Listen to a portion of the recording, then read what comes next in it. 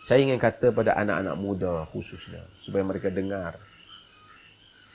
Janganlah kita percaya kepada sesiapa pun, melainkan kebenaran sahaja. Prinsip dalam hidup ini berpegang kepada prinsip kebenaran dan asas-asas kebenaran.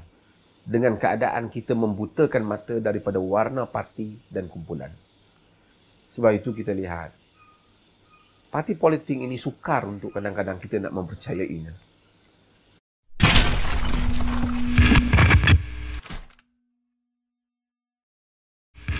Alhamdulillah, saya tertarik bila Datuk menyebut beberapa nama, Ramasamy, Kulasekaren, LTTE dan sebagainya. Dan jika kita melihat dari sudut LTTE itu, saya percaya Datuk dan kita semua sedia maklum di bawah Undang-Undang Malaysia Seksyen 66C pada tahun 2014, LTTE telah pun diwartakan sebagai satu kumpulan ataupun gerakan pengganas di Malaysia.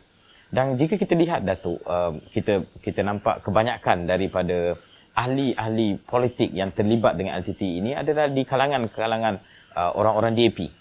Dan ketika itu, parti-parti politik di belah sini sedang giat menghentam mereka ini.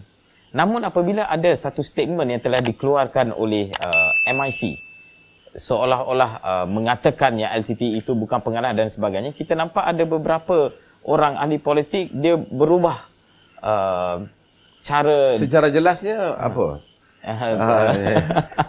Nampaknya Tuan Moderator lebih menyimpan perkataan daripada saya.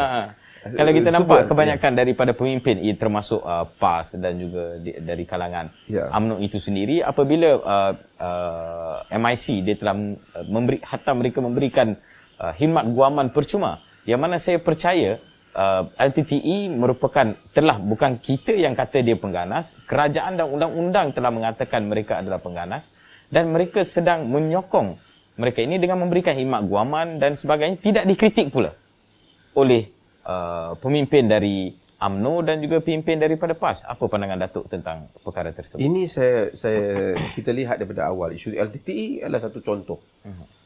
Mula-mula Ramasamy, kita sebut nama dia. Dan beberapa orang bising pasal Zakir Naik. Saya dah bagi tahu, saya bukanlah pengikut tegar Zakir Naik. Ada perkara yang saya setuju dan tidak setuju. Tapi mereka kerana ucapan Zakir Naik tentang isu orang luar yang datang ke Malaysia itu baru ini, seolah-olah Zakir Naik digambarkan begitu mengancam keselamatan negara. Mesti dihalau keluar, mesti diambil tindakan, report polis yang bertalu-talu dibuat kepadanya. Tiba-tiba terbukti ada pelibatan mereka-mereka ini dengan LTTE, disahkan. Counter terrorism, tangkap mereka. Kan. Dan dalam pembicaraan, mereka telah membuat ulasan LTTE bukan pengganas, ini sebenarnya satu perjuangan, disamakan pula dengan rakyat Palestin dan seumpamanya. Semuanya memberikan gambaran bagaimana double standard sikap khususnya di kalangan DAP dan juga beberapa pemimpin India di kalangan PKR juga. Ketika itu nampaknya PAS begitu kuat jelas pendiriannya.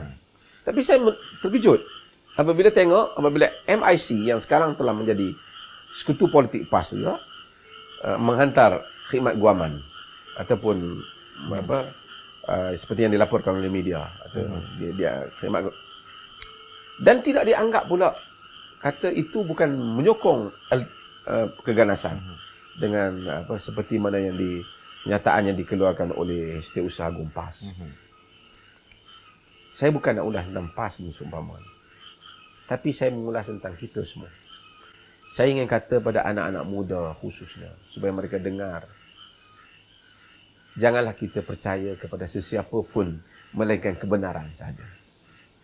Prinsip dalam hidup ini berpegang kepada prinsip kebenaran dan asas-asas kebenaran. Dengan keadaan kita membutakan mata daripada warna parti dan kumpulan. Sebab itu kita lihat, parti politik ini sukar untuk kadang-kadang kita nak mempercayainya.